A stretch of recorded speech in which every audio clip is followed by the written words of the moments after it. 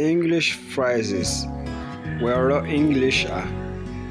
I'm pleased to meet you. See you soon. You are very handsome. Do you love me? I don't love you. English phrases waa weero English ah amba erayo.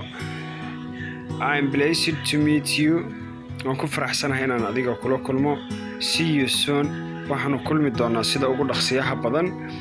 You are very handsome. waxaa tahay wiil aad u qurux badan. handsome ragga ayaa loo isticmaalaa halka dumarkana beautiful loogu isticmaalo. Do you love me? miyaad i jeceshahay? I don't love you.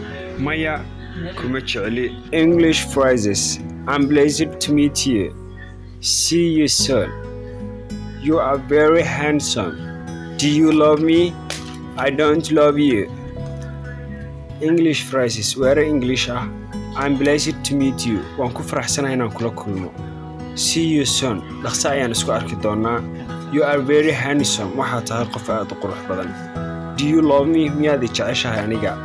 I don't love you. maya kuma jecli adiga. qof aad taageertid oo kale markaa aragtid waxaa leedahay I'm pleased to meet you. waan ku faraxsanahay inaan kula kulmo ama qof aad u xiista amba wax isku tihiin. See you soon. qof ayaa ku yiri goorma is arkayna amba kulmayna. See you soon. dhaqso isku ku kulmayna ama isku arkayna. You are very handsome. waxaa tahay qof aad u qurux badan. inkastoo ragga loo isticmaalaa idii sheegay. Do you love me? aniga ma i jeceshahay? qof haddaad rabtid inaad dhahdo amba uu ku dhaho I don't love you. maya aniga adiga kuma jecli. casharkeena maanta intaasuu ku eegyahay. ardayda sharaftii qiimaha ee qaayaha badan waxaa idin leeyahay kulanti dambe oo xiiso leh. wassalaamu calaykum waraxmatullaahi wabarakaatu.